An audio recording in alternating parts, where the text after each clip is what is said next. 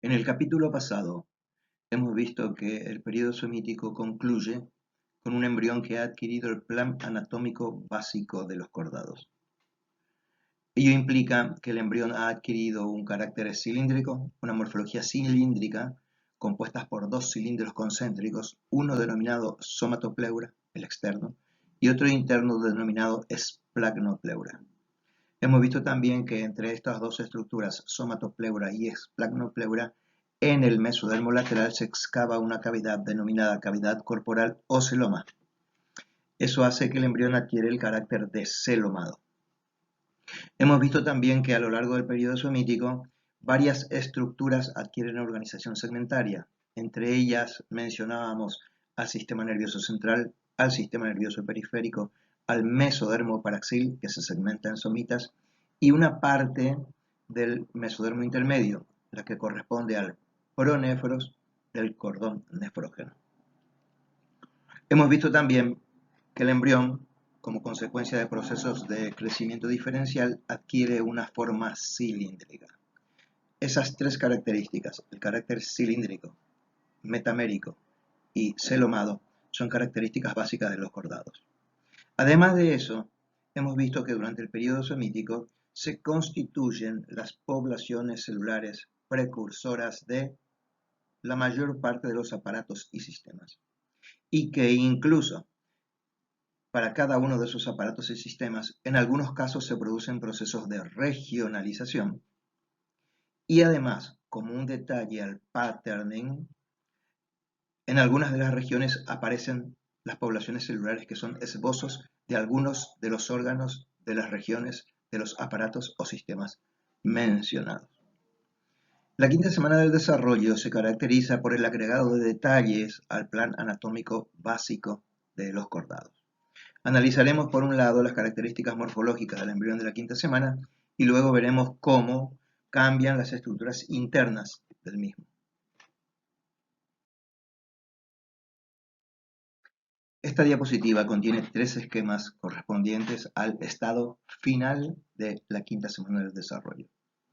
En el esquema más pequeño, el C, se representan las relaciones de tamaño relativos entre el embrión, el pedículo de fijación y la vesícula coriónica que se está desarrollando como placenta. En el esquema A se representa el contorno del embrión y algunas de las estructuras anatómicas que se observan en la superficie interna.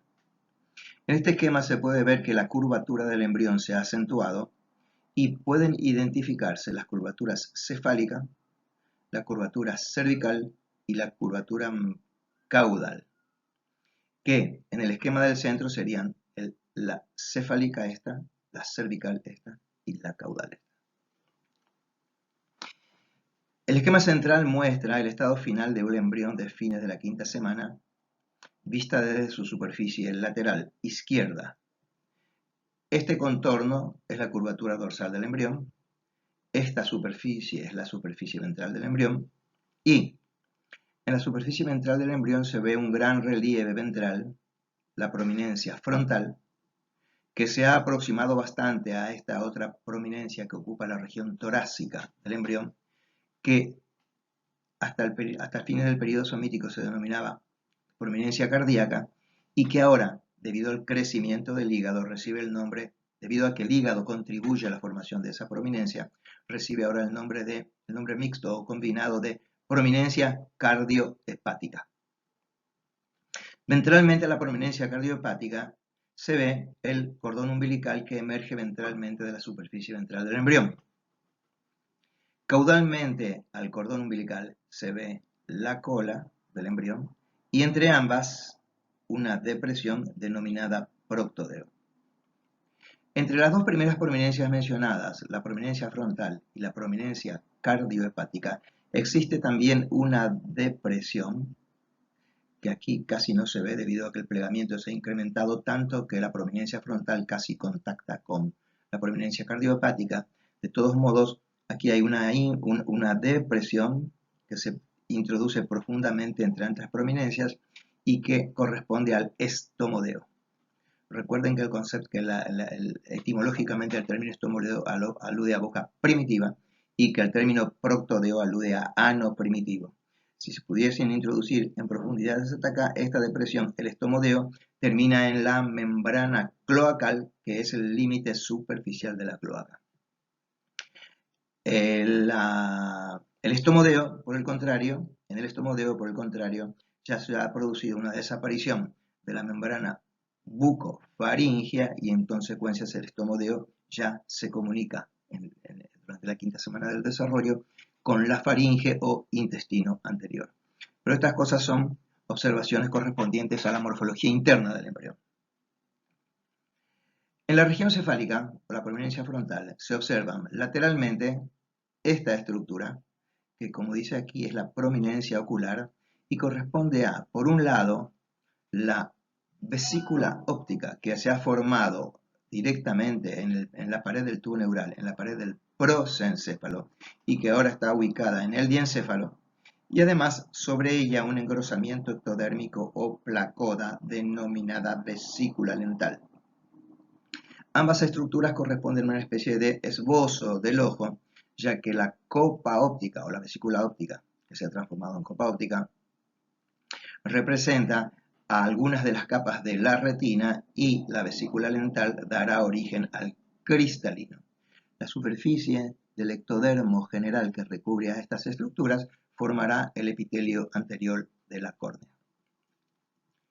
En el techo del estomodeo, esta región, que corresponde también a la superficie ventral de la prominencia frontal, se observa una depresión que hacia el final del periodo semítico era un engrosamiento denominado placoda olfatoria. Ahora la placoda olfatoria se está invaginando y pasa de ser denominada fosa olfatoria. Esta fosa está delimitada lateral y medialmente por un relieve nasal lateral y un relieve nasal medial. Por supuesto, las vesículas, las fosas olfatorias son dos, una izquierda y otra derecha. Estamos viendo la izquierda. Un poco más caudalmente a lo que estamos describiendo, se observa en esta región la región branquial. La región branquial está ocupada por el primer arco branquial, que se divide aquí en forma de Y, el segundo arco branquial y el tercer arco branquial. En el primer arco branquial, como veíamos ya durante el periodo semítico, la población celular migrante del primer arco branquial se escinde en dos porciones, una que migra asociada a la prominencia frontal y que se denomina relieve o prominencia maxilar, y otra que se introduce en el estomodeo y termina uniéndose a la del lado opuesto, estamos viendo la izquierda, y que se denomina prominencia o relieve mandibular debido a que van a formar la mandíbula o maxilar inferior. Entre el primero y el segundo arco se ve esta depresión, que es el primer surco branquial, y entre el segundo y tercer arco esta depresión que corresponde al segundo arco branquial.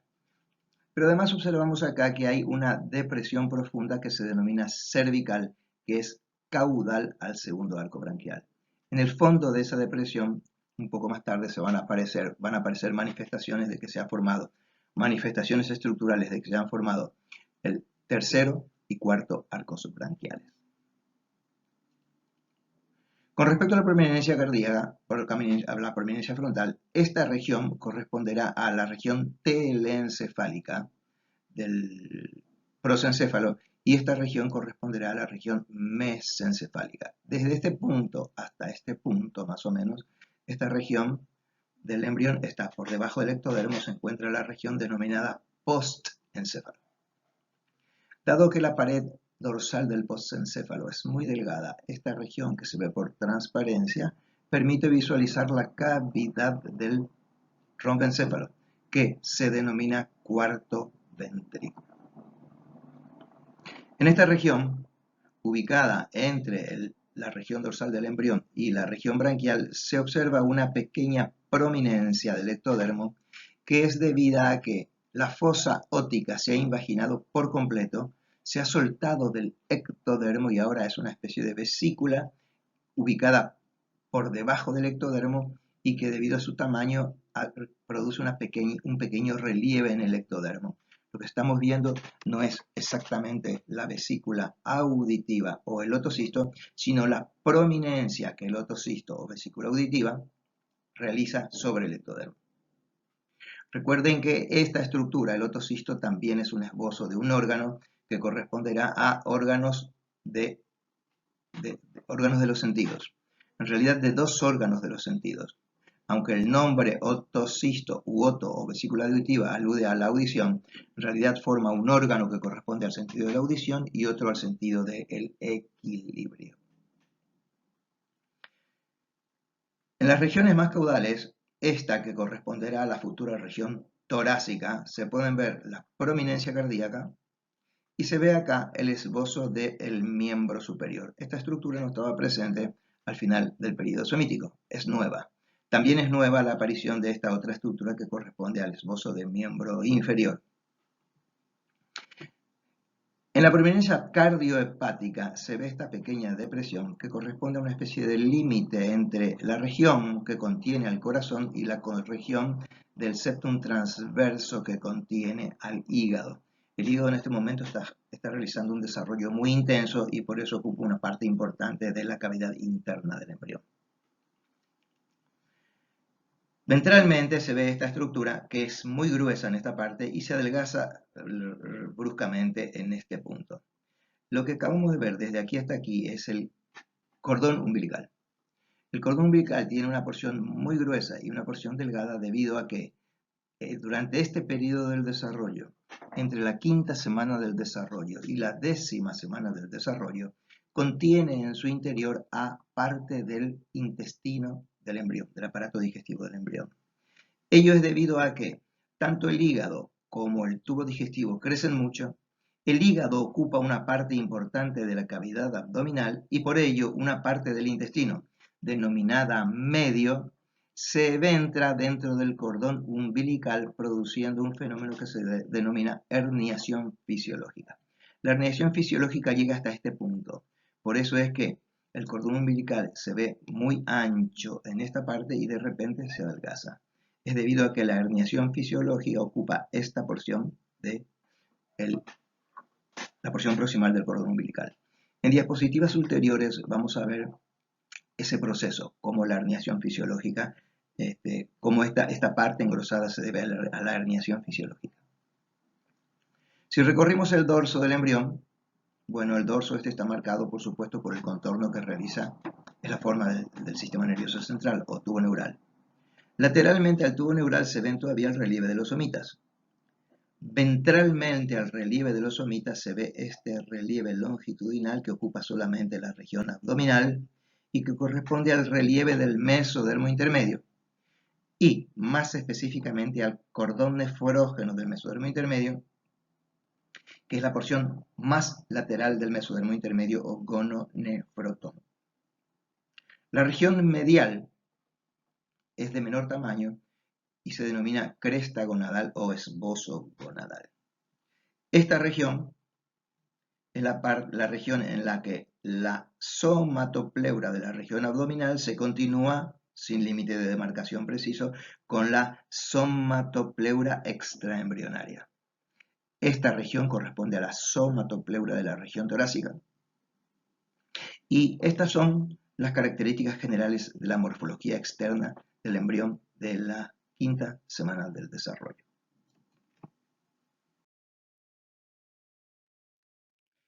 Para entender esta diapositiva, debemos imaginarnos una sección del embrión hecha justo a través de la interfaz entre la prominencia frontal y la prominencia cardíaca.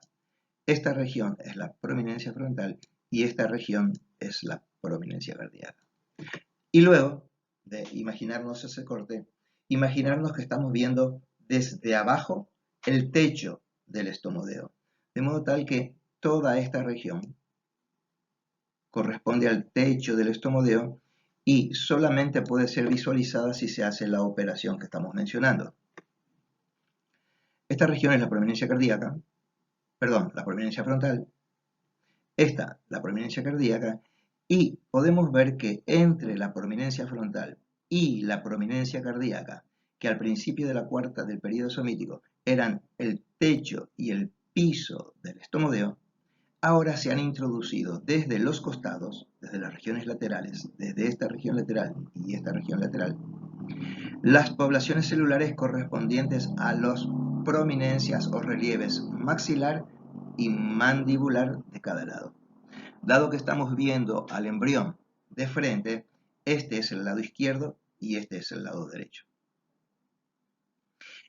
Se ve que las prominencias mandibulares de un lado y otro han crecido hacia la línea media y se están fusionando en la línea media la derecha con la izquierda, de modo tal que definen un límite caudal al estomodeo.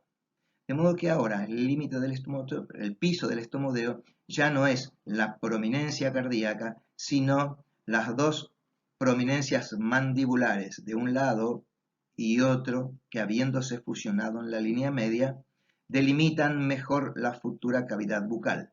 De modo que esta estructura que estamos viendo acá, que va de izquierda a derecha, es ya el maxilar inferior o mandíbula. El maxilar superior todavía no se ha formado. Se ve que el maxilar de un lado y otro crecen hacia la línea media también, pero entre ellas se halla esta pequeña región de la prominencia frontal denominada prominencia frontonasal o, debido a que está interpuesta entre ambas prominencias maxilares, se llama también segmento intermaxilar. Se ve con precisión acá dos depresiones, una a la derecha y otra a la izquierda, delimitadas por dos relieves. Las depresiones son estas. Las depresiones son las fosas olfatorias resultantes del hecho de que las placodas olfatorias quedan ubicadas en una posición cada vez más profunda, debido a que las células de la región mesenquimática, el mesenquima cefálico de esta región, crecen bordeando a estas placodas y generan estos repliegues o prominencias. Con respecto a la fosa olfatoria, esta es medial y esta es nasal. Perdón, esta es medial y esta es lateral. Y esas posiciones definen los nombres de las prominencias que se llaman nasal medial y nasal lateral.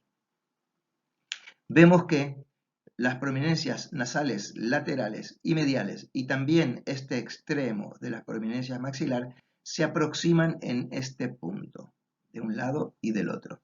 Con el tiempo se van a fusionar aquí y acá y quedará delimitada de modo más preciso una cavidad en la superficie de la prominencia frontal que corresponde a las fosas olfatorias. Todo lo que observamos desde aquí hasta aquí, entre las dos fosas olfatorias, que tiene en este embrión un gran tamaño, corresponde a las regiones que en un chico recién nacido son muy delgadas y que se encuentran entre las dos fosas olfatorias, vale decir, las estructuras mediales que separan las fosas olfatorias. De modo que aquí vemos que la región del estomodeo está siendo invadida por 1. Las prominencias maxilares, 2. Las prominencias mandibulares, ambas del primer arco, y también por tejidos del segundo arco branquial. Como ven, el segundo arco branquial de un lado, que ha crecido hasta acá, y del otro lado, que ha crecido hasta acá, con el tiempo crecerán, migrarán también hasta la línea media y formarán un arco hioideo caudalmente a la mandíbula. Esa región forma una serie de estructuras que se relacionan con el hueso hioides. Caudalmente al segundo arco branquial, aquí se ve una depresión que todavía es pequeña, pero que con el tiempo aumentará en tamaño y se denomina seno cervical. Estas son las características generales que se pueden observar en el techo del estomodeo, que, como ven, está formado por un conjunto de estructuras que con el tiempo van a formar la cara y, en parte, esta región, el cuello. La cara se va a formar específicamente por la prominencia frontonasal, que va a formar el dorso de la nariz, las fosas olfatorias. El labio superior va a estar formado por las dos prominencias maxilares en las regiones laterales y en la región medial o filtrum por el segmento intermaxilar. La mandíbula estará formada por la unión en la línea media de las dos prominencias mandibulares. Y estas son las estructuras faciales.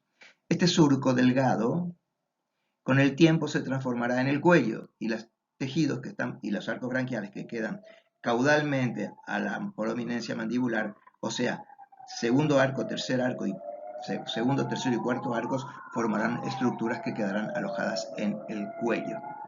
El cuello, por supuesto, será la región delimitada o ubicada entre el maxilar inferior y el tórax.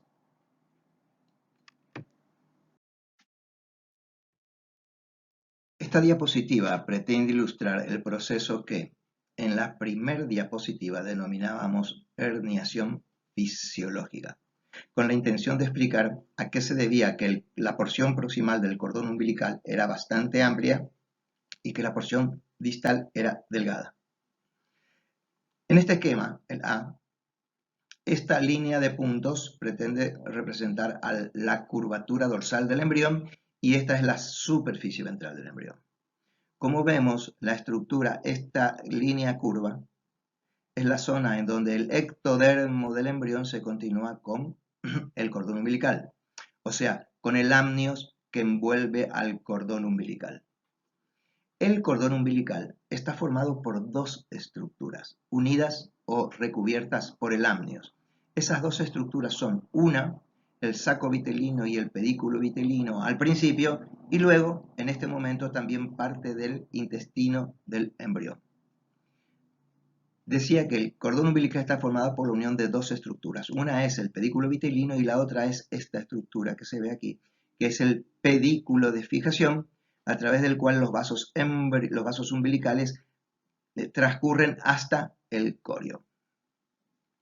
Decíamos entonces que esto es un corte de la región en donde esta línea curva. Es un corte de la región en donde el ectodermo del embrión se continúa con el amnios. Este contorno representa la prominencia cardíaca. Este contorno representa la cola del embrión. Esta depresión corresponde al proctodeo y aquí vemos los elementos que están contenidos en la región proximal del cordón umbilical. Si consideramos una sección transversal de esta región del cordón umbilical, orientada como esta línea de puntos, veríamos las estructuras. En el corte se verían las estructuras que se observan en el esquema B. Este es el pedículo vitelino y este es el pedículo de fijación. Decíamos que ambos están recubiertos o revestidos por el amnios. En este esquema, el amnios está representado por esta línea oscura que rodea a todo. Eso es el amnios, la sección del amnios. El amnios está recubierto internamente por esta banda de mesénquima, que es el mesénquima no embrionario o extraembrionario somático. El mesénquima somático extraembrionario en esta región caudal, vale decir, esta región, la región que limita con el proctodeo está acá, contiene a las estructuras que vemos acá, los vasos umbilicales, arteriales, venosos y el alantoides. Esta región se denomina pedículo de fijación.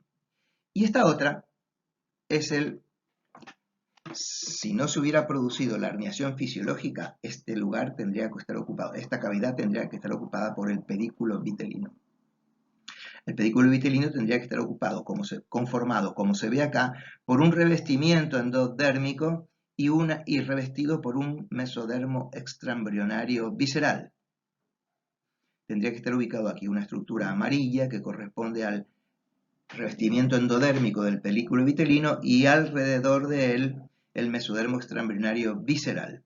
De modo que entre la hoja somática del mesodermo extraembrionario y la hoja visceral del mesodermo extraembrionario hay también en el cordón umbilical una cavidad excavada entre el componente visceral y el somático que corresponde al celoma extraembrionario, más específicamente el celoma del cordón umbilical. En este caso, decíamos, el hígado ha crecido mucho en la cavidad abdominal. El intestino también, el aparato digestivo, el tubo digestivo también ha crecido mucho y debido a ello, parte del tubo digestivo, una región del intestino medio, que vamos a estudiar en un rato, una región del intestino medio denominada asa vitelina, en vez de quedar ubicada en la cavidad abdominal, esta región protruye, emerge hacia el celoma extraembrionario del cordón umbilical, y a ese fenómeno se denomina herniación fisiológica.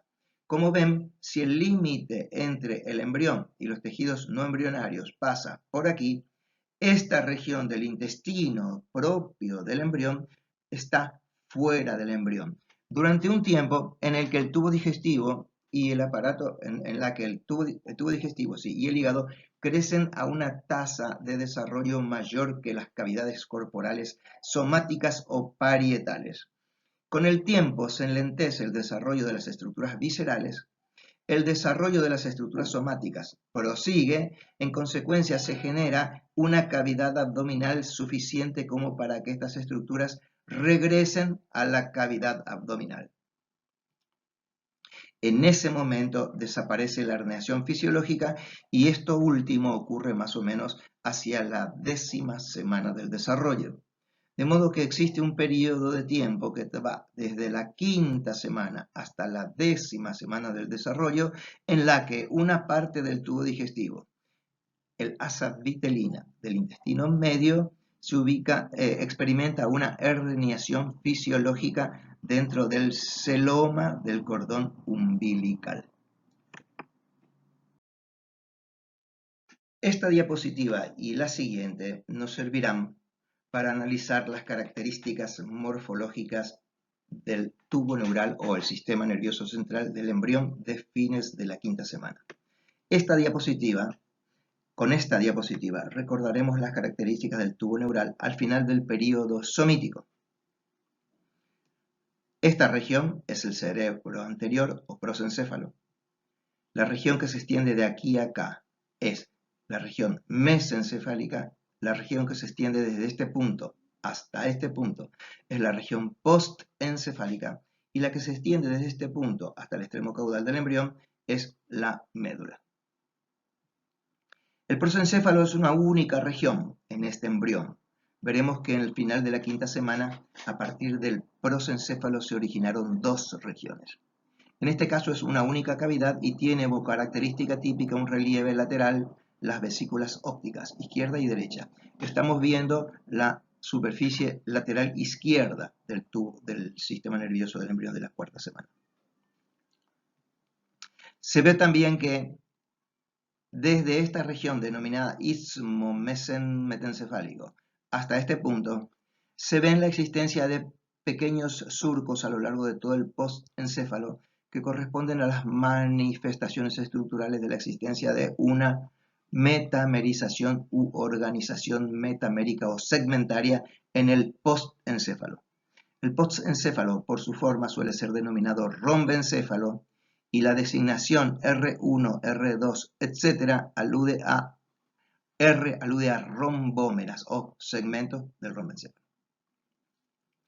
En una tonalidad más clara, de gris más claro, se ven en esta región estructuras o poblaciones celulares derivadas de la cresta neural craneal que forman ganglios o masas ganglionares que contienen a las neuronas sensoriales primarias de algunos de los ganglios de los nervios craneales sensitivos. Se ven acá, están denominados con números romanos. Desde acá, en sentido caudal, las regiones grises claras corresponden también a segmentos de las crestas neurales, pero en este caso de la región troncal. Las estructuras que derivan de esta región derivan de la cresta neural craneal, las que se extienden desde aquí de la cresta neural troncal. Y hay tantos segmentos de cresta neural como segmentos de la médula espinal. El término C1, la designación C1 alude a cervical 1.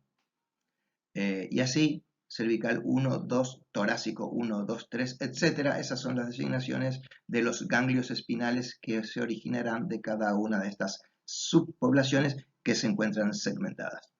Como vemos, ni de estos ganglios, ni del tubo neural, ni de los ganglios craneales, ni del tubo neural, ni de los ganglios espinales han emergido aún las fibras nerviosas que de ellos nacen.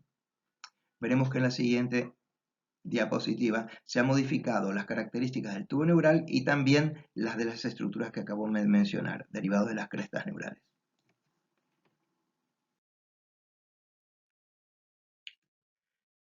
En esta diapositiva se ve que el primitivo prosencéfalo, que ocupaba toda esta región, se ha escindido en tres regiones. Dos regiones telencefálicas, una izquierda y una derecha, y una región medial diencefálica.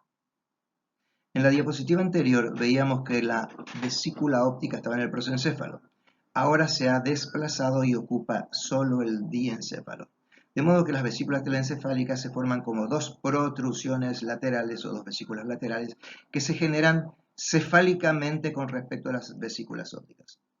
Se observa también que la vesícula óptica ya no tiene forma de vesícula, sino que parece más bien tiene la forma de una copa o cúpula, y por eso se denomina a esta estructura ahora copa óptica.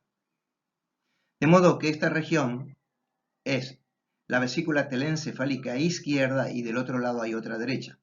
Y esta es la región diencefálica única y medial. El mesencéfalo se mantiene como único y medial y ha crecido mucho en longitud y en tamaño. Y ocupa la región de la curvatura cefálica, que por eso se llama también mesencefálica. Esta es la región del istmo metencefálico, de modo que desde aquí, en sentido caudal, se extiende el postencéfalo. El postencéfalo del período somítico se extiende de aquí. Pero en este caso vemos que el postencéfalo ahora ha desarrollado una especie de curvatura de convexidad ventral, contraria a la convexidad dorsal que caracteriza al embrión. Esta curvatura de convexidad ventral sirve para definir un límite entre dos regiones diferentes del postencéfalo. La región cefálica, esta curvatura se llama pontina, porque aquí se ubicará una estructura que antiguamente se llamaba puente y tenía un nombre propio asociado. Esta región, que se extiende desde el istmo hasta este vértice, se llama metencéfalo. Y la región que se extiende desde este vértice hasta el límite con la médula espinal se llama mielencéfalo. El término mielencéfalo precisamente alude a que limita con la médula espinal. Vemos que en el postencéfalo siguen viéndose estas especies de depresiones transversales que son los límites o las fronteras entre los segmentos o rombómeras. Esta región, que parece vacía, es una región que se ve así debido a que el techo del postencéfalo es una lámina muy delgada y se forma aquí una gran cavidad que se denomina cuarto ventrículo. Es la región que en la primera diapositiva por transparencia veíamos como muy distinta al resto. La médula se extiende desde este punto hasta el extremo caudal y vemos que las estructuras en gris pálido, que en la diapositiva anterior también veíamos, han empezado a emitir. En esta región, de aquí hasta aquí, se trata de ganglios sensoriales de los pares craneales formados por células derivadas de las crestas neurales craneales. Desde este punto, en sentido caudal, estos segmentos de cresta neurales forman ganglios espinales que derivan de cada uno de los segmentos de cresta neural troncal, en este caso. Craneal en esta región, troncal en esta región. Vemos que todas estas estructuras que corresponden a poblaciones sensoriales han empezado a emitir prolongaciones. Este es el trigémino y se ven las tres prolongaciones típicas que tiene. Esta es la masa acústico-vestibular, facial acústico-vestibular, y aquí se ven cómo los ganglios espinales también han empezado a emitir sus prolongaciones periféricas. También se observa aquí que de la pared ventral del tubo neural en la región mesencefálica está emergiendo un haz de axones que corresponde al motor ocular común o tercer par craneal. Y aquí, desde la superficie dorsal, emerge otro que es el cuarto par craneal. Estos son motores, por eso no tienen nervios asociados. Los detalles que daremos, este es otro nervio motor, por eso no tiene ganglios asociados. Los detalles con respecto a estas estructuras nerviosas de la región craneal los veremos cuando estudiemos el desarrollo del sistema nervioso central. Por el momento, basta con los datos que estamos ofreciendo. Sí me parece que tiene importancia mostrar que el tamaño, el volumen de estas estructuras varía. En esta región en donde se hallan el esbozo de miembro superior y en esta región en donde se hallan el esbozo de miembro superior, como ven, tienen un tamaño mayor que en las regiones aledañas. Estas estructuras son de menor tamaño que estas. Ese es un tema importante que vamos a analizar también cuando estudiemos el desarrollo del sistema nervioso central, y lo que indica es que el número de neuronas que permanecen en estas estructuras ganglionares depende del área a inervar. Y como aquí se va a formar se forma el miembro superior y aquí se forma el miembro inferior, ello implica que estas estructuras tendrán un campo de inervación periférico bastante más amplio y en consecuencia en esta región perduran más neuronas sensoriales que en las otras. Un proceso similar ocurre en las neuronas que están en el sistema nervioso central, en la médula.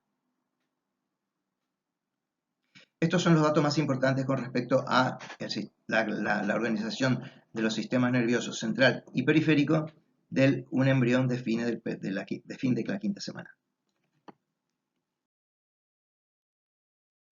Esta diapositiva sirve para agregar algunos datos histogenéticos a lo que estábamos diciendo en relación con la diapositiva anterior sobre la emergencia de las fibras nerviosas a partir de las poblaciones sensoriales sensitivas y las motoras. Las sensitivas del ganglio espinal y las motoras de la pared de la médula. En este primer esquema se ve la organización del tubo neural. Este primer esquema corresponde a un embrión del periodo somítico. Se ve y no está representado todo el embrión, sino que solamente se está representando en la región media al tubo neural y al mesodermo axil y a la cresta neural. Esta cresta neural por la posición debe ser cresta neural troncal. Vemos el ectodermo recubriendo todo, el endodermo recubriendo la superficie ventral. Aquí en la línea media el mesodermo axil, que en este caso corresponde a la notocorda, a un corte del tubo neural y a la población celular correspondiente a la cresta neural. Lateralmente se ven regiones del mesodermo no axil. Se ve que el mesodermo paraxil se ha constituido en somitas, que el mesodermo lateral se ha constituido en las dos láminas somática y esplácnica y se ha formado el celoma, y que entre ambas en esta región queda una población epitelioide que corresponde al mesodermo intermedio o gononefrotomo. Como vemos, todas estas estructuras están muy bien delimitadas porque en este momento todas ellas tienen estructura epitelial o epitelioide. Desde el final del periodo somítico en adelante, los somitas, que hasta ahora eran estructuras epiteliales bien definidas, las células de los somitas experimentan una transición epitelio-mesenquimática, de modo que las tres regiones que lo integran, esclerotomo, miotomo y dermatomo, las tres regiones que lo integran, repito, esclerotomo, miotomo en esta región y en esta región, y dermatomo en esta región, experimentan transiciones epitelio-mesenquimáticas y entonces los somitas se disgregan y con el tiempo desaparecen. Desaparecen cuando cada una de estas poblaciones, las células de cada una de estas poblaciones migra y origina los tejidos que tienen que originan sus derivados, quiero decir. En este caso se ve, esto está más avanzado, esto ya corresponde a la quinta semana del desarrollo. Quiero llamar la atención sobre este hecho, que acá, y acá también, y acá, en todos los casos, la luz del tubo neural no está representada de forma circular, sino que tiene la forma de un rombo. Esta forma de rombo permite decir que en la luz, en la superficie interna del tubo neural, existen dos surcos, este y este, que se denominan surcos limitantes. Se denominan surcos limitantes debido a que limitan dos regiones ventrales de otras dos regiones dorsales, que, como veremos antes de terminar esta diapositiva, tienen un importante significado funcional. El tubo neural se ha estructurado mejor, los surcos limitantes se ven mejor y entonces se ven dos regiones laterales y dos regiones dorsales. Estas dos regiones laterales se denominan placas alares y estas dos ventrales se denominan placas basales. Las células de la cresta neural, que aquí ocupaban el dorso del embrión, han migrado. Un grupo de ellas migra hacia la derecha, el otro grupo de ellas migra hacia la izquierda y el grupo que migró hacia acá, hacia este lado, como ven, está organizándose en una especie de estructura maciza que es el esbozo de un futuro ganglio espinal. Estas células son células de la cresta neural y van a dar origen a las neuronas sensoriales que llevan la información desde los receptores hacia el sistema nervioso central. Ese es el significado del término sensorial. Significa que sensan los cambios ambientales. De modo que tendrán una prolongación periférica y una prolongación periférica que va a un receptor periférico y una prolongación central que va al centro. En este momento, aquí en el somita, se ve que un grupo de células migra y va a formar aquí, esto es de un lado, del otro lado pasa lo mismo.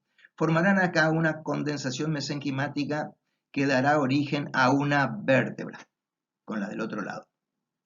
Y aquí se ve que esta región, el dermatomo, y estas otras dos regiones, el miotomo, todavía retienen su carácter epitelial, todavía no experimentaron esta transición epitelio-mesenquimática.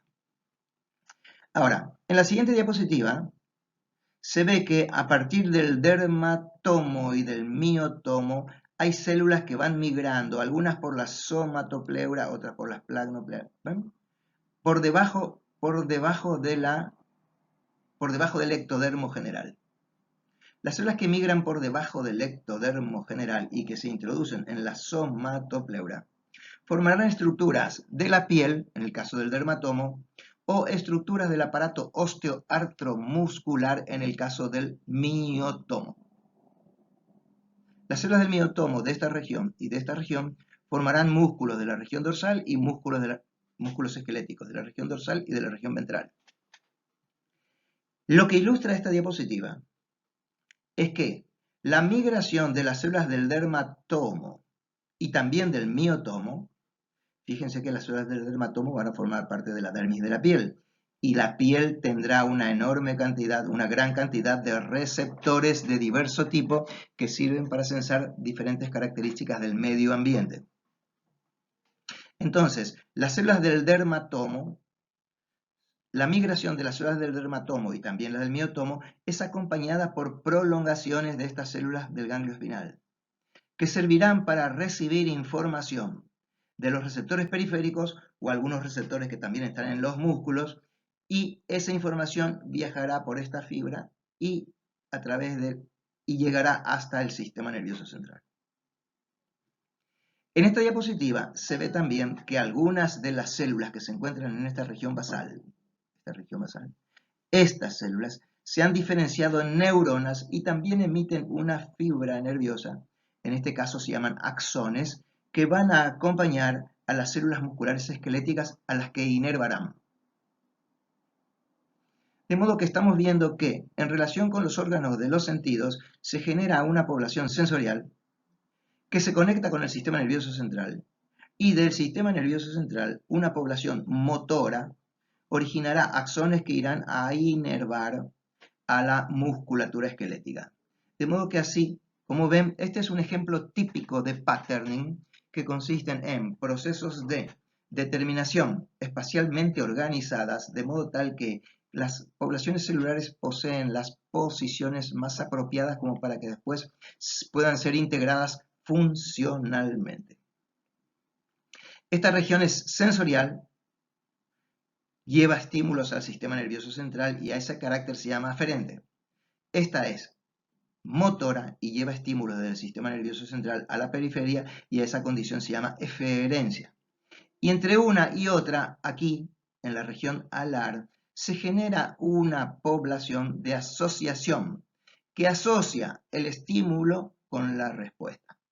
De modo que esta es la estructura básica del sistema nervioso central del final del periodo somítico y la quinta semana que garantizan que nuestro sistema nervioso central tenga tres categorías principales de neuronas: neuronas sensoriales aferentes, neuronas locales de asociación y neuronas de asociación y neuronas de la placa basal o motoras o eferentes.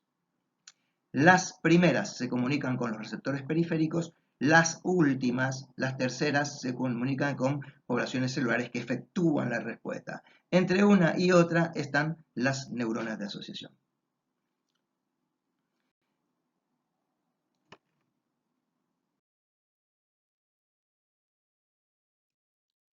Esta diapositiva pretende ilustrar cómo están distribuidos en la región cefálica del embrión, en relación con el sistema nervioso central, los receptores de órganos de los receptores periféricos integrados por órganos de los sentidos y las poblaciones neuronales sensoriales correspondientes a los ganglios craneales, a los nervios craneales. Para ello se ha representado el contorno del tubo neural de un embrión en gris oscuro y en gris claro las posiciones de los ganglios de los pares, los ganglios sensoriales de los pares craneales. El primer corte, y se han representado al lado los cortes señalados acá, A, B, C y D. El primer corte, este corte, como ven, va desde este extremo B a este extremo A.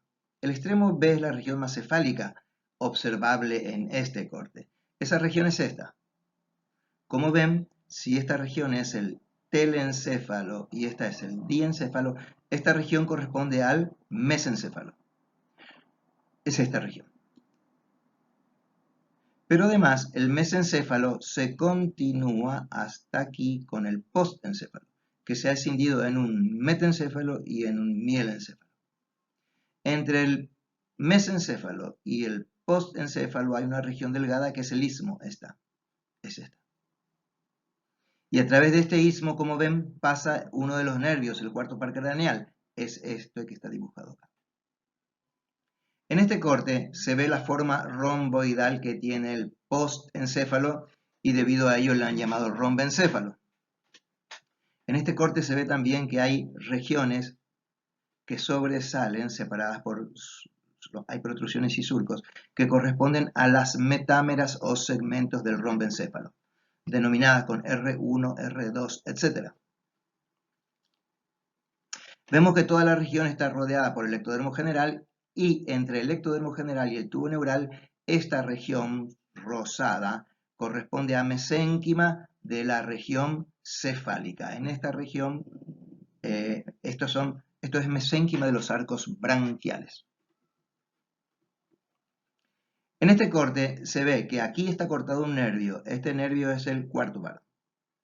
El corte pasa un poco por arriba del pterigio. Este es el ganglio de Gass, el ganglio del quinto. Acá no se lo ve. Pero sí se ve al otocisto y una masa de neuronas sensoriales alrededor. Esta masa de ganglio, este es el otocisto. Esta masa de células sensoriales, de futuras células sensoriales, allí están las neuronas del facial y la masa que se denomina acústico vestibular, porque van a formar las neuronas sensoriales de la audición y del equilibrio. Más atrás hay otros ganglios que corresponden al glosofaringeo, neumogástrico, espinal. Y aquí al final se ve una pequeña porción de la región alar del mielencéfalo. Todo lo que va de aquí hasta aquí es basal. Cortes de este tipo van a analizarlos o van a entenderlos mejor cuando veamos el desarrollo del sistema nervioso central y también el desarrollo de los órganos de los sentidos. Esto es solo una especie de presentación para que vean cómo están distribuidas las estructuras sensoriales. Los siguientes cortes son un poco más fáciles. El corte C, como ven, pasa por el mesencéfalo y luego por el diencéfalo y pasa por la región, esta región en donde está la copa óptica. Luego pasa por el estomodeo y pasa por las prominencias mandibulares. Esas mismas estructuras se ven acá. Aquí se ve el mesencéfalo, luego se ve el lugar en donde está la copa óptica y la vesícula lental, luego se ven las prominencias maxilares, las prominencias mandibulares fusionadas en la línea media y entre ambas este espacio que corresponde al estomodeo. La vesícula óptica se ha transformado en una estructura como la que se ilustra aquí, que pasa a llamarse copa óptica. Y esta pequeña depresión del ectodermo fue una placoda, un engrosamiento del ectodermo que estuvo justo sobre la vesícula óptica, y que cuando se forma la copa óptica, junto con la vesícula óptica se invaginan, por eso es que tienen esta forma concéntrica. Esto es la cavidad del mesencéfalo. Esta región central es la del diencéfalo, y se ve que aquí que hay una prolongación del diencéfalo que se introduce dentro de la copa óptica. Y luego en D vemos un corte que pasa por el mesencéfalo en su mayor parte por el telencéfalo, y corta aquí el techo del estomodeo. De modo que esto es la prominencia frontal, la línea delgada por fuera es el ectodermo, esta pequeña región es el diencéfalo, luego, en su mayor parte, el telencéfalo, este es el techo del estomodeo, esta es la prominencia cardíaca. Y vemos que en los bordes, en las regiones ventral y lateral de la prominencia frontal, están estas depresiones, esta y esta. Estas dos depresiones llamadas placodas, ahora se llaman fosas olfatorias, fueron antes engrosamientos denominados placodas olfatorias. Y en este momento están siendo bordeadas por una relieve o prominencia nasal lateral y por un relieve o prominencia nasal medial, de modo tal que esto representa a la futura fosa olfatoria o la mucosa que nos va a servir para la olfacción. Y así esta es la distribución de todas las estructuras de los órganos de los sentidos y de las poblaciones neuronales sensoriales primarias de los ganglios craneales. Esta diapositiva, junto con la siguiente, sirven para analizar los cambios que ocurren en la organización del aparato digestivo entre el final del período somítico y el final de la quinta semana. Este esquema corresponde a la estructura del aparato digestivo al final del período somítico. Pueden observarse que el extremo cefálico corresponde al sitio en donde estuvo la membrana faríngea, el extremo caudal corresponde a la membrana cloacal, que todavía persiste. En el tubo digestivo se pueden distinguir tres regiones. Desde este punto, sitio de la membrana faríngea, hasta el esbozo pancreático dorsal, esa región corresponde al intestino primitivo anterior. La región que se extiende desde este esbozo hasta aproximadamente este lugar, en donde el intestino medio se adelgaza, lugar denominado portal intestinal posterior, esos son los límites del intestino medio. Desde el portal intestinal posterior hasta la membrana cloaca, se extiende el intestino posterior. En el intestino anterior se definen dos regiones, una región anterior o cefálica o craneal del intestino anterior, que se extiende desde este punto hasta el sitio de nacimiento del esbozo respiratorio, que aquí es denominado esbozo pulmonar. Me hace más apropiado designarlo como esbozo respiratorio. Y la segunda porción, desde este punto hasta el sitio de nacimiento del esbozo pancreático o del esbozo hepático, esa región se denomina zona caudal del intestino anterior. Luego está el intestino medio, que se define siempre por ser una zona amplia que se comunica a través del pedículo vitelino con el saco vitelino. Y luego, desde el portal intestinal posterior, el intestino posterior tiene dos regiones. Una región delgada, que se extiende hasta el inicio, hasta este punto, hasta el sitio en donde emerge el alantoides, y luego una región caudal dilatada correspondiente a la cloaca. Ahora compararemos qué cambios ocurren en las estructuras que acabamos de mencionar en un embrión de fines de la quinta semana. Esta diapositiva en amarillo ilustra las características morfológicas del aparato digestivo en un embrión del final de la quinta semana. En negro, como siempre, bueno, se ilustra esto en el marco del contorno de algunas estructuras clave. En negro se ilustra el contorno del embrión, el contorno del ectodermo. Esta es la región prosencefálica, aquí está la región óptica. Esta es la prominencia cardíaca, y en línea de puntos de color rojo se muestra el contorno de las cavidades celómicas. En esta región corresponde al celoma pericárdico, esta región se denomina canal pleural, y esta región caudal al septum transverso. La ubicación del septum transverso es esta. En el septum transverso se desarrolla el hígado, el hueso del hígado. La ubicación del septum transverso es esta, de modo tal que esta porción de esta región, en línea de puntos, corresponde al celoma peritoneal. Llamamos la atención sobre la importancia de la relación con el celoma porque parte importante del aparato digestivo se encuentra en la cavidad celómica. Las regiones que se pueden describir en el aparato digestivo al final del periodo somítico son las que vamos a mencionar a continuación. El extremo cefálico es el sitio donde estuvo la membrana faríngea.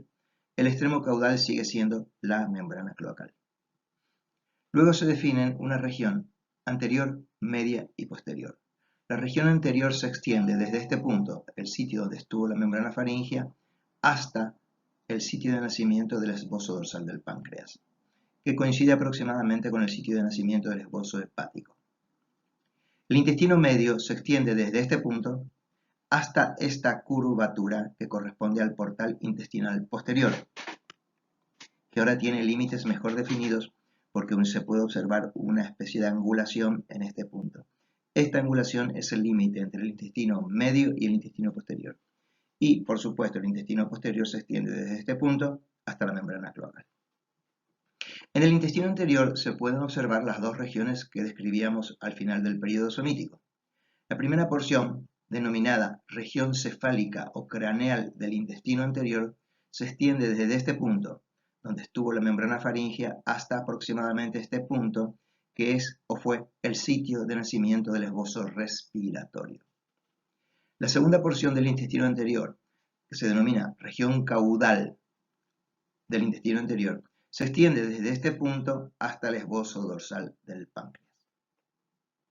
Como vemos, hay una región del intestino, la región correspondiente al intestino, una región del intestino anterior, la región correspondiente a la región craneal del intestino anterior, que está en relación con mesénquima de los arcos branquiales y no en relación con la hoja esplácnica del mesodermo lateral. Eso justifica que esta región sea distinguida de esta otra región. En la región que va desde el sitio donde estuvo la membrana faríngea hasta el sitio de nacimiento del esbozo respiratorio, esa región del aparato digestivo está rodeada de mesénquima branquial y por lo cual ha perdido su carácter esplagnopleural. Recuerde que la esplagnopleura se define como una región en la que el endodermo y la hoja visceral del mesodermo lateral interactúan y de esas interacciones resulta el desarrollo de cada una de las regiones. En esta región, las interacciones epitelio-mesenquimáticas que llevan al desarrollo del endodermo con su mesenquima asociado son tan distintas que se originan un conjunto de estructuras que en rigor no forman parte del aparato digestivo. Se forman en su origen a partir del aparato digestivo, pero rápidamente evolucionan y se determinan en un sentido diferente al aparato digestivo. Nos estamos refiriendo a los derivados de las bolsas faríngeas, que son esbozos de órganos, también al esbozo de la glándula tiroides y al esbozo respiratorio. La región del intestino medio que se extiende desde este punto hasta este punto ha cambiado sustancialmente con respecto al final del periodo semítico. Como ven, se ha elongado mucho, ha adquirido una gran longitud y se ha plegado formando una curvatura dorsal aquí, pequeña, una gran curvatura de convexidad ventral y llega hasta este punto. Esta gran curvatura de convexidad ventral se denomina asa vitelina y en ella se definen esta región que se denomina asa previtelina en relación con el pedículo vitelino y esta otra región que se llama posvitelina en relación con el mismo pedículo. Luego observamos el intestino posterior que tiene su porción delgada hasta este punto y luego la región más ensanchada que es la cloaca. Han aparecido algunos esbozos que ahora se encuentran ubicados en estas regiones. Como dijimos, las bolsas faríngeas representan esbozos de órganos que no formarán parte del aparato digestivo. Las bolsas faríngeas por un lado, el esbozo tiroideo por otro lado, El esbozo respiratorio, que ya ha evolucionado, ya ha formado una región determinada a formar laringe, esta región medial determinada a formar tráquea, que se ha dividido en dos brotes.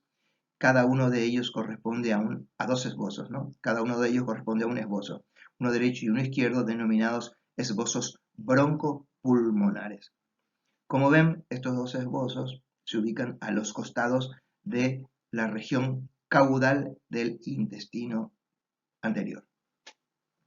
En la región caudal del intestino anterior se definen ahora esta región relativamente delgada, dorsalmente a la tráquea, que representa la porción que va a formar el esófago.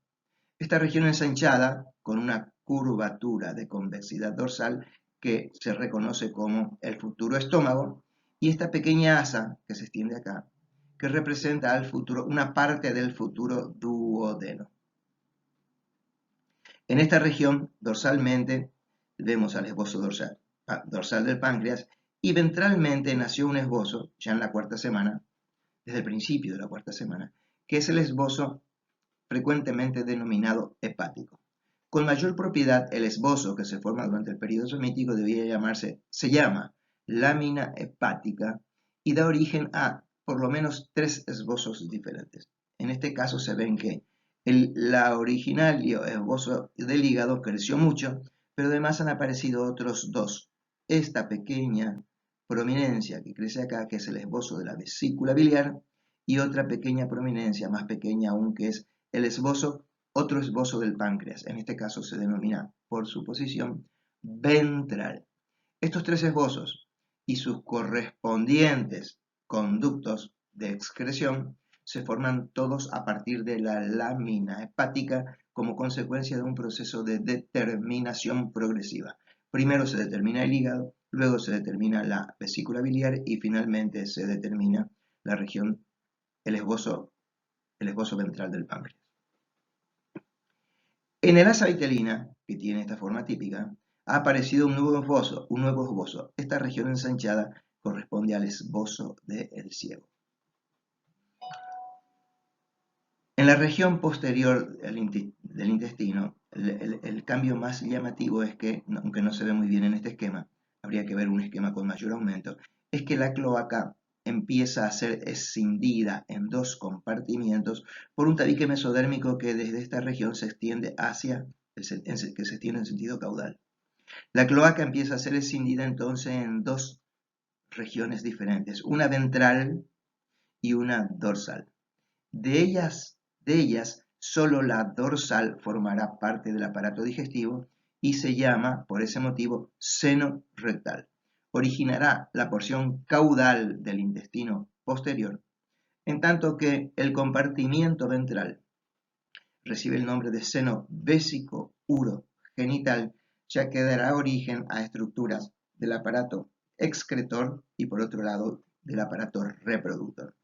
El término o la designación vésico urogenital se refiere a que por un lado formará la vejiga, por otro lado formará parte del uréter y por otra parte formará parte de los órganos genitales externos. Como en preparaciones anteriores, se ve también que de la porción anterior de la cloaca emerge el pedículo vitelino que se introduce dentro del pedículo de defecación. Cuando la cloaca se tabica en esos dos compartimientos mencionados, entonces el alantoides emerge desde el compartimiento anterior denominado seno vésico urogenital, más específicamente de la región más cefálica, que es el seno vesical, ya que dará origen a la vejiga. Se ilustra también aquí un hecho sobre el cual volveremos más adelante. Durante el periodo somítico se forma en el mesodermo intermedio. Durante el periodo somítico, en el mesodermo intermedio se forman dos regiones. Una región medial, denominada cordón gonadal o esbozo gonadal, y una porción lateral denominada cordón nefrógeno. En el cordón nefrógeno se forma un conducto excretor denominado conducto mesonéfrico. Durante la cuarta semana del desarrollo, el conducto mesonéfrico desciende desde la región del pronéfros, atraviesa la región mesonéfrica, pasa lateralmente al metanefros y desemboca en la cloaca. En este momento vemos que, una vez que la cloaca se ha escindido en dos compartimientos, el seno vésico-urogenital y el seno rectal, se observa aquí que la desembocadura del conducto mesonéfrico, luego del tabicamiento de la cloaca, termina en el seno vésico-urogenital. Repetimos, una vez que se produjo el tabicamiento de la cloaca, el extremo caudal del conducto mesonéfrico desemboca en el compartimiento anterior denominado vésico-urogenital. Vemos también que en el transcurso de la quinta semana, a partir del conducto mesonéfrico, se ha generado un pequeño brote denominado ureteral que crece dentro del metanéfros y juntos forman el esbozo del riñón.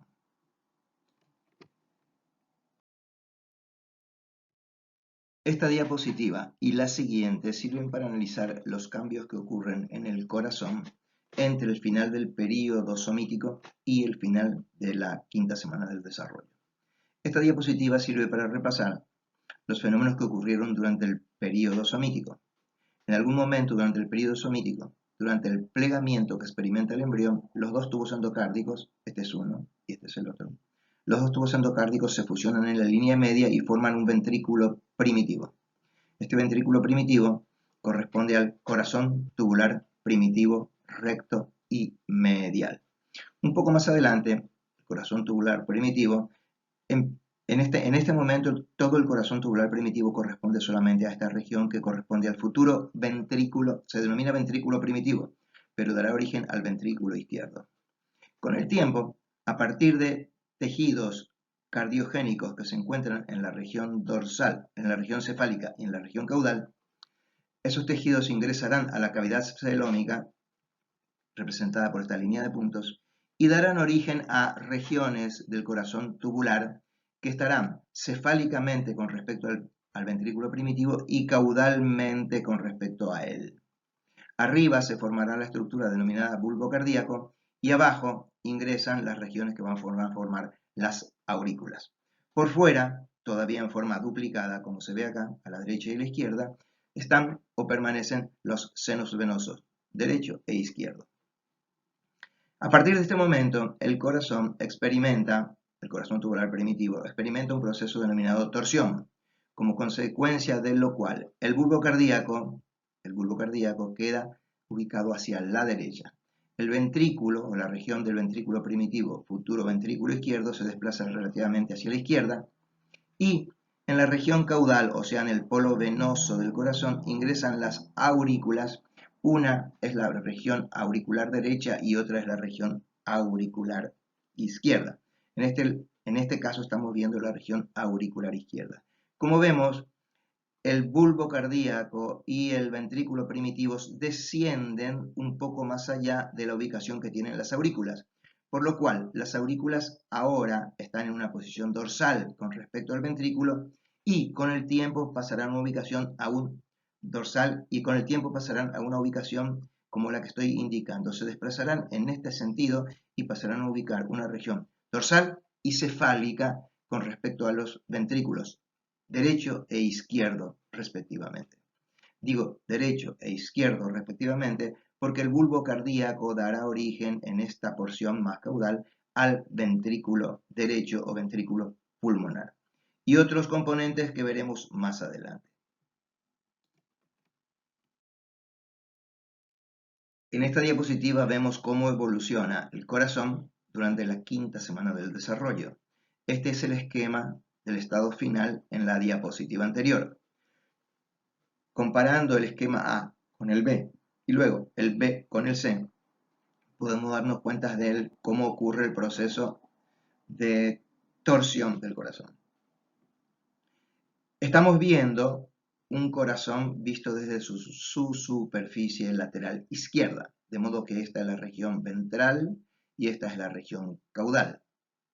En estos dos esquemas, esta es la región cefálica y esta es la región caudal. Repito, ventral, dorsal, cefálica y caudal. Puede observarse que en el extremo venoso todavía están los senos venosos fuera de la cavidad pericárdica. Y en el extremo cefálico, esta estructura dilatada, saco aórtico, también está fuera de la cavidad pericárdica, y desde este punto nacen los arcos aórticos derechos e izquierdos. El bulbo cardíaco se alarga mucho, como se ve acá, y su parte más caudal pasa a ubicarse en esta posición, adyacente al futuro ventrículo izquierdo, de modo que esta región del bulbo cardíaco dará origen, como se ve acá, al ventrículo derecho. Este es el ventrículo izquierdo, este es el ventrículo izquierdo primitivo, y esta porción será el ventrículo derecho, que aquí está visto de frente. La región más cefálica del bulbo cardíaco, la que se extiende desde aquí hasta acá, dará origen a una región de forma cónica que se llama cono, y luego esta región de forma cilíndrica que se llama tronco. Por lo cual, el bulbo cardíaco originará en esta región al ventrículo derecho, en esta región una región cónica o cono, y finalmente aquí un tronco, que como es de naturaleza arterial se lo suele llamar tronco arterial. Y a las dos cosas juntas se las suele llamar así, tronco, cono o cono, tronco, por el momento del ventrículo derecho. Con el tiempo, aunque esto no vamos a analizar en este trabajo práctico, lo vamos a ver específicamente cuando analicemos el desarrollo del corazón.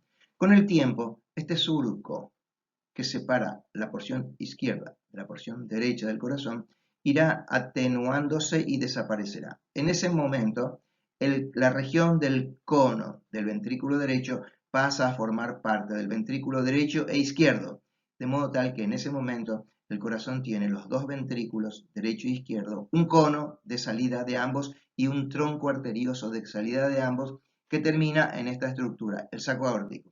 Y desde allí nacen los arcos aórticos que rodean a ambos lados la faringe y terminan en las dos aortas dorsales. Como ven, la posición de los dos ventrículos empieza a ser caudal y ventral con respecto a las posiciones de las aurículas, que empiezan a tomar una posición una posición dorsal y cada vez más cefálica. Tanto es así que si uno observa el corazón de frente, como se observa aquí, las aurículas empiezan a sobresalir arriba, por respecto dorsal, cefálicamente con respecto a los ventrículos, que quedan en posición caudal. De modo que en esta diapositiva se ven aquí la posición de los ventrículos derecho e izquierdo, aquí estamos viendo solamente la porción auricular izquierda, del otro lado está la derecha, y fuera, todavía fuera de la cavidad celómica, se ven los senos venosos. También aquí arriba, en el polo arterial del corazón, fuera de la cavidad celómica, el celoma pericárdico, se ve el saco aórtico. Y en este caso, la vista frontal de un corazón de un embrión de fines de la quinta semana se representa en línea de puntos roja o rosada el contorno de la cavidad pericárdica y cuáles son las regiones del corazón que están incluidas dentro de esa cavidad. Como ven, a ventrículos derecho e izquierdo o pulmonar y sistémico se encuentran en una posición caudal con respecto a las dos aurículas. Esta es la porción derecha de la aurícula, esta es la porción izquierda de la aurícula. Y como vemos, el tronco cono tiene una posición intermedia, está ocupando más o menos la línea media y por ello es que ocupa un espacio, una especie de cuenco entre estas dos estructuras, entre la derecha y la izquierda.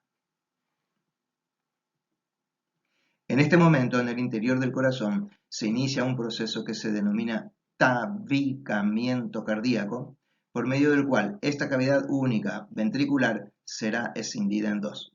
Y esta cavidad única auricular será dividida en dos también, y entre las cavidades auriculares y las cavidades ventriculares, más o menos a esta altura, pero en el interior del corazón, hay una comunicación entre las aurículas y los ventrículos.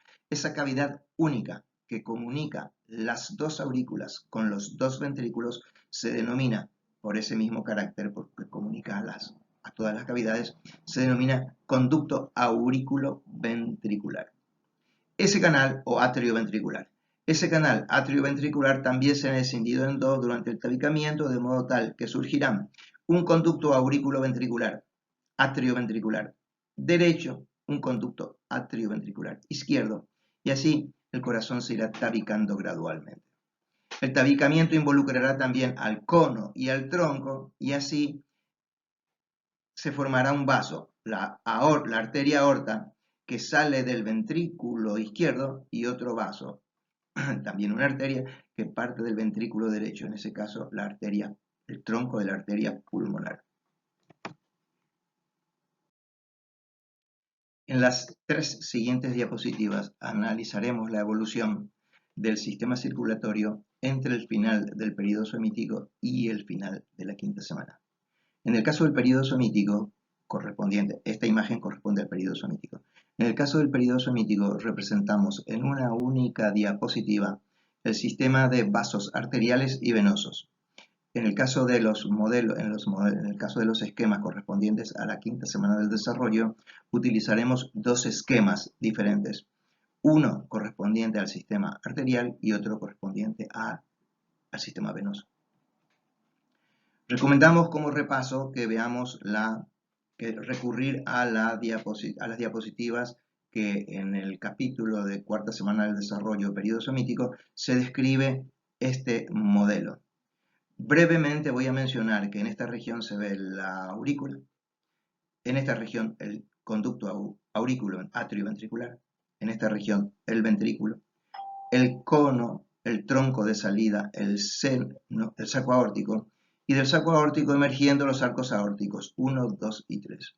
Luego se ve la aorta que se extiende a lo largo del contorno dorsal del embrión y que en estas regiones emite ramas ventrales y denominadas vitelinas, y que en su extremo caudal produce la rama que se denomina arteria umbilical o alantoidea, que va a la placenta.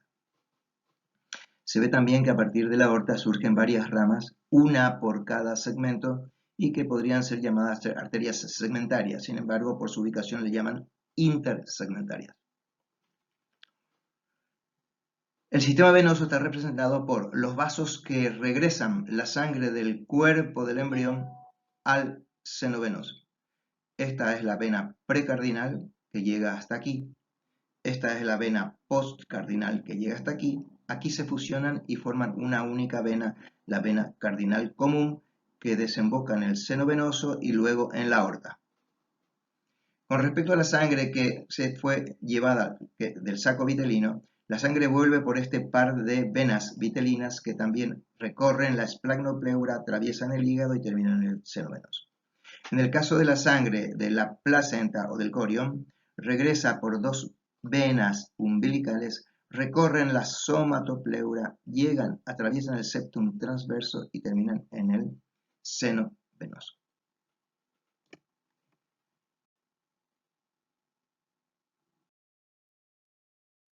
Esta diapositiva ilustra la posición de las cavidades cardíacas, incluidas aquí dentro del sistema pericárdico, y de los vasos que emergen a través de su extremo arterial y el recorrido de todos los vasos arteriales. Si partimos desde este punto, la aurícula, este es el conducto aurículo del atrio, este es el ventrículo, es el conducto atrioventricular, este es el ventrículo. Esto es solo un esquema y por eso se muestran solamente una cavidad. Las regiones que estamos mencionando, por supuesto que son dobles, una derecha y una izquierda. Luego emergen de acá el cono, el tronco, que termina en esta dilatación, el tronco arterioso, que termina en esta dilatación denominada saco aórtico. Y se ven del saco aórtico emergen los arcos aórticos, el primero, el segundo, que ya han involucionado, se han formado el tercero, el cuarto y el sexto, como se ilustran aquí. Estos vasos desembocan en la aorta dorsal y parte de esta sangre se dirige en sentido cefálico hacia el extremo cefálico del embrión, en donde el sistema nervioso central, la retina, etc. están desarrollándose. Otra parte de esta sangre se dirige en sentido caudal por las aortas dorsales. Las aortas dorsales son dos en esta región. Se fusionan en un único vaso a esta altura y de aquí en sentido caudal la aorta genera vasos ventrales o vitelinos como este y este, que ya reciben nombres propios, pueden ser identificados como aquellos que formarán, en este caso, el tronco celíaco, en este caso, la vena mesentérica superior o mayor, y en este caso, la vena mesentérica inferior o menor. En la región más caudal de la aorta se continúan las arterias que van al saco, perdón, que van a la placenta.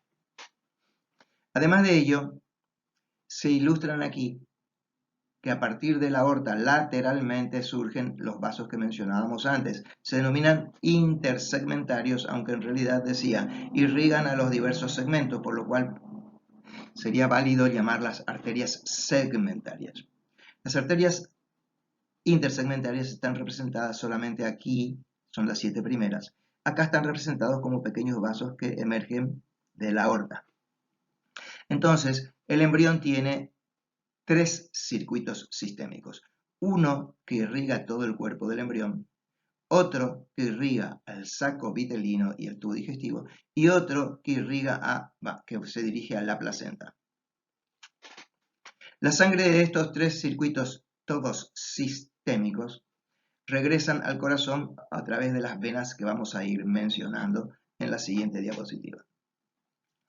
Conviene mencionar, es útil mencionar en esta diapositiva que, dado la gran tasa metabólica, la tasa metabólica alta que tiene la región cefálica del tubo neural, la sangre que se dirige hacia el extremo cefálico no es solo la que parte a partir de esta región, la que transcurre a través de esta región de las aortas dorsales, que con el tiempo formarán las carótidas, sino que también parte de la sangre que se dirige hacia el extremo caudal vuelve al extremo cefálico a través de estas ramas que son las 7 primeras arterias intersegmentarias. La sangre que transcurre a través de estas primeras 7 pares de arterias intersegmentarias, como ven, se fusionan en un vaso único, en un vaso a la derecha y a la izquierda, denominada arterias vertebrales. Hay una izquierda y una derecha, la que estamos viendo es la izquierda. Las arterias vertebrales izquierda y derecha ascienden, en algún momento se unen en un único vaso denominado arteria basilar que transcurre por la superficie ventral y, como ven, se conforma una especie de circuito formado por la arteria aorta dorsal, estos vasos que se denominan comunicantes, las arterias intersegmentarias, las vertebrales y el tronco basilar. De modo que se forma un círculo que garantiza que el aporte sanguíneo, el aporte de nutrientes y oxígeno a la región cefálica sea suficiente como para abastecer el gran desarrollo que está experimentando esa parte del sistema nervioso central y de los órganos de los sentidos durante este periodo de tiempo. No menos importante es, aunque ocupa una parte pequeña del gráfico, ilustrar que en esta región ventral del tubo digestivo se ha formado el esbozo de la laringe, de la tráquea y aquí están formando los esbozos broncopulmonares. Como ven, a partir de una rama, a partir del sexto arco aórtico, hay una rama derecha, el par de sexto, hay un sexto arco izquierdo y uno derecho. De cada uno de ellos sale una rama que baja y se desciende y se dirige hacia el esbozo pulmonar. Estas ramas, el sexto par de arcos aórticos y estas ramas que emergen de ellas, formarán el circuito pulmonar. De modo que, como vemos, hay un gran desarrollo ya del circuito sistémico, de los 3, y en este momento recién se está empezando a formar el circuito pulmonar.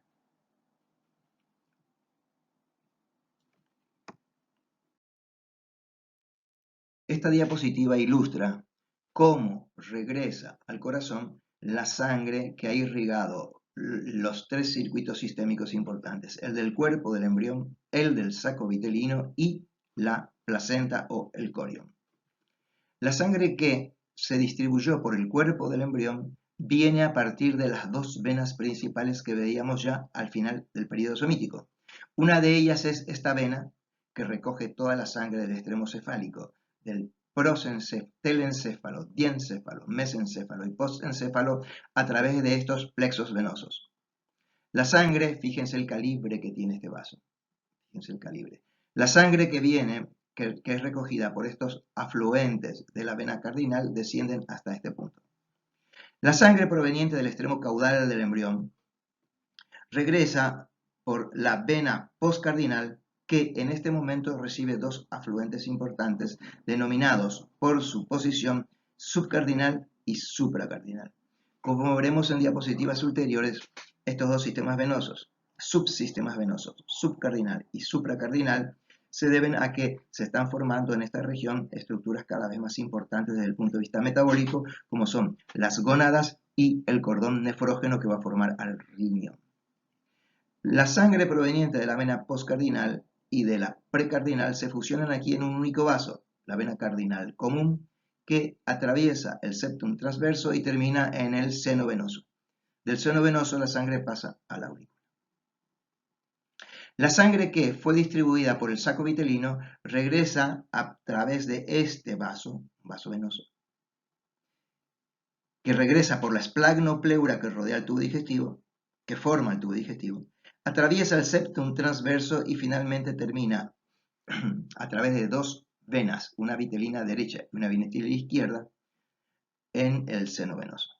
La sangre que regresa del corion regresa por la vena umbilical, que también son dos, recorren el cuerpo del embrión a través de la somatopleura, somático quiere decir esto, atraviesan el septum transverso y luego desembocan en el seno venoso.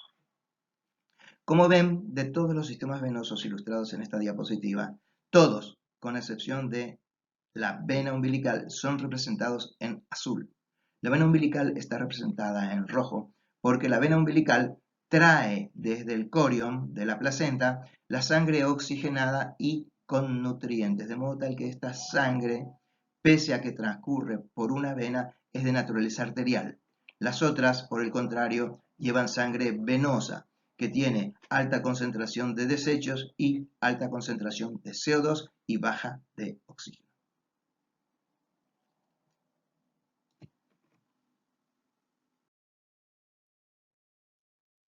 Esta diapositiva y la siguiente sirven para ilustrar los cambios que ocurren en los aparatos reproductor y excretor en el transcurso de la quinta semana del desarrollo. Recuerden que las estructuras, la mayor parte de las estructuras que derivan de los pertenecientes a los aparatos reproductor y excretor derivan en parte de una población celular que en final de la gastrulación queda constituida como mesodermo intermedio, denominada también gononefrotomo. El gononefrotomo, durante la cuarta semana del desarrollo o el periodo somítico, se extiende desde esta región, más o menos, el nivel del septum transverso, en sentido caudal, hasta las regiones adyacentes a la cloaca. Se cinde en dos regiones longitudinales, una medial, que aquí casi ni se aprecia, es esta pequeña porción que sobresale acá, y una lateral, que está representada como estas estructuras que se repiten a lo largo del eje cefalocaudal. La porción medial se denomina blastema gonadal, o esbozo gonadal, ya que va a dar origen a las gónadas, ovario en la mujer, testículo en el varón. Y la región lateral, que se extiende desde aquí hasta este punto, se denomina cordón nefrógeno. Durante el periodo somítico, el cordón nefrógeno se va formando como acontece con prácticamente todas las estructuras del embrión, siguiendo el gradiente de desarrollo céfalo-caudal temporo-espacial, se va formando del extremo, desde este punto aproximadamente, en sentido caudal. El cordón nefrógeno evoluciona en nuestra especie recapitulando algunas etapas que corresponden a aparatos excretores de nuestros ancestros. Una primera parte se denomina pronefros, a continuación se forma una región media que se llama mesonefros, que se extiende desde aquí hasta acá, y finalmente aparece el metanefro que forma el riñón definitivo de los vertebrados. El pronefro tiene una vida efímera, se forman unos cuantos nefrotomos pronéfricos que rápidamente involucionan, pero origina un conducto excretor denominado pronéfrico, que crece en sentido caudal a lo largo del cordón nefrógeno, a lo largo del introducido dentro del mesénquima del cordón nefrógeno, y termina finalmente en este nivel, abandona el cordón nefrógeno y desemboca en la cloaca. Los conductos mesonéfricos, por supuesto, son dos, de modo tal que desembocan en las caras laterales de la cloaca, que es una entidad medial. Estas regiones que se ven así, que se repiten a lo largo del eje cefalocaudal, corresponden a unidades anátomo-funcionales del mesonefro que se denominan nefrones mesonéfricos. Todos los nefrones mesonéfricos desembocan en un conducto excretor, que es el conducto pronéfrico que creció desde el pronéfros en sentido caudal y llega hasta la cloaca. Sin embargo, al conducto pronéfrico, cuando ingresa al mesonéfro, se lo designa de un modo distinto. Es el mismo tubo o el mismo conducto excretor, pero debido a que recibe la desembocadura de los nefrones mesonéfricos, desde este punto en sentido caudal se denomina conducto mesonéfrico. En esta región, el conducto mesonéfrico, al pasar por el costado del metanefros, genera un pequeño brote que se dirige hacia el metanefros y junto con el brote, denominado ureteral, y el metanefros constituyen el esbozo de riñón. Estas son las características de los derivados del mesodermo intermedio al final del periodo somítico.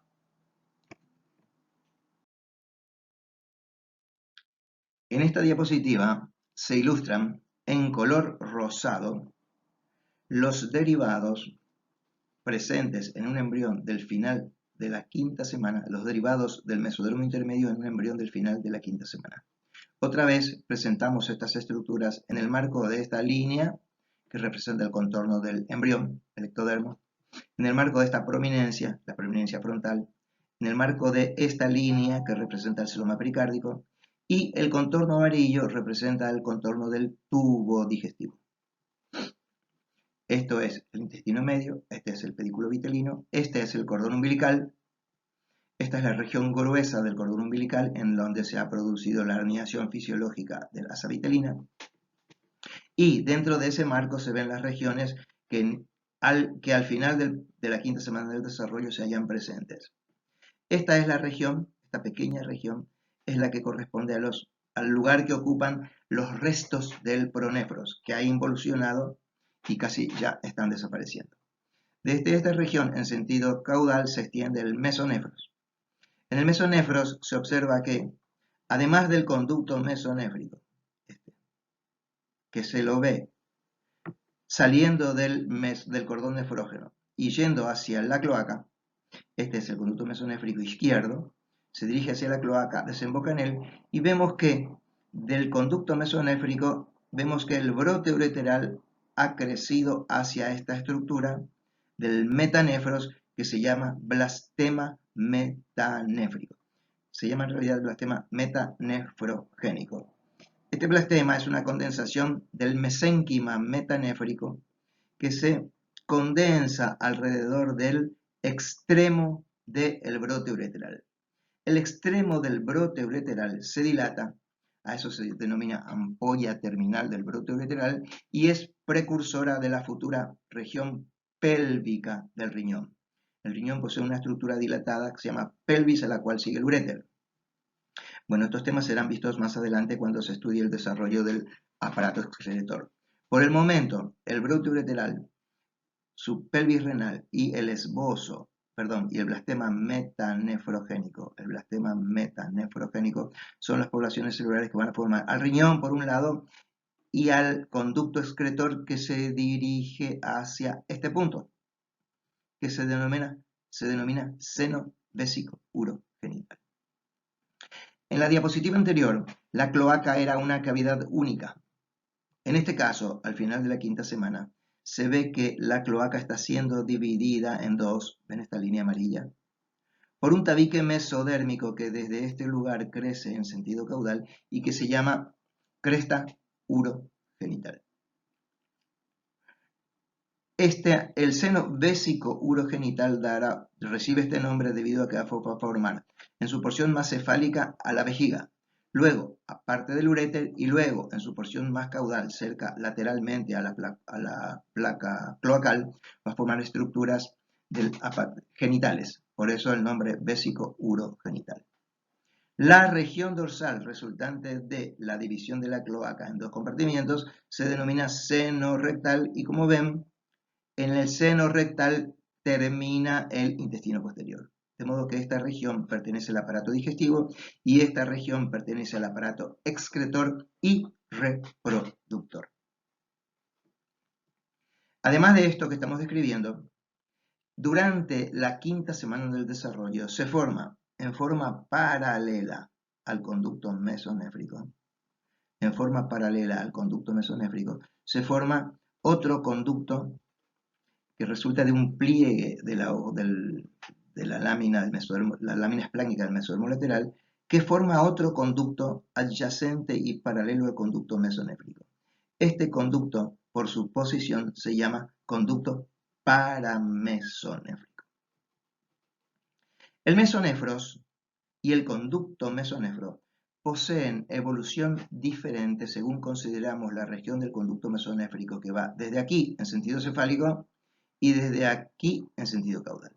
La región del conducto mesonéfrico que participa del desarrollo del aparato excretor evoluciona de modo similar en ambos sexos, en varones y mujeres.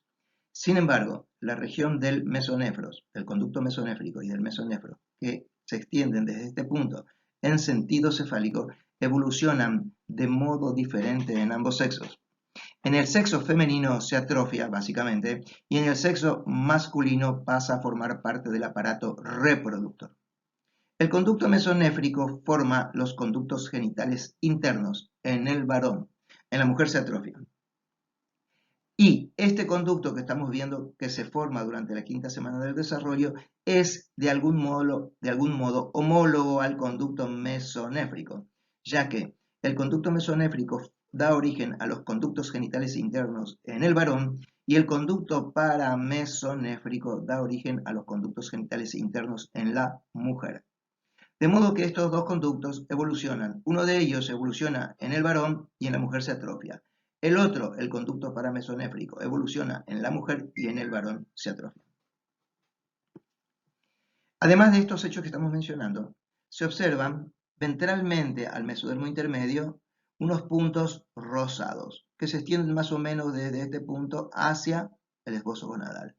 Pretenden representar a células germinales primitivas que se ubicaron durante la gastrulación alrededor del alantoide del saco vitelino y que luego, una vez que se forman los esbozos gonadales, desde esta posición migran, siguiendo la hoja visceral del mesodermo lateral, de la esplagmopleura, migran hasta esta región y se introducen en los esbozos de gónadas.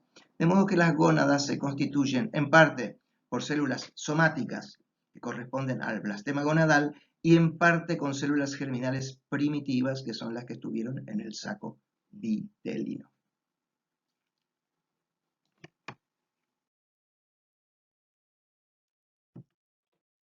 Esta diapositiva sirve para corregir un error que se introdujo involuntariamente en la diapositiva anterior.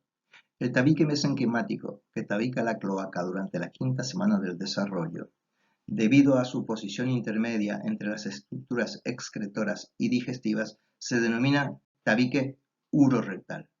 Ventralmente al tabique urorectal queda el seno vésico urogenital y caudalmente queda el seno rectal. Como dijimos antes, el compartimiento ventral denominado seno vésico urogenital se denomina así porque su porción más dorsal dará origen a la vejiga. Su porción media originará las uretras y su porción más caudal formarán parte de las estructuras genitales en ambos sexos. En el caso del compartimiento dorsal, formará parte de la última porción del intestino posterior, que es el recto.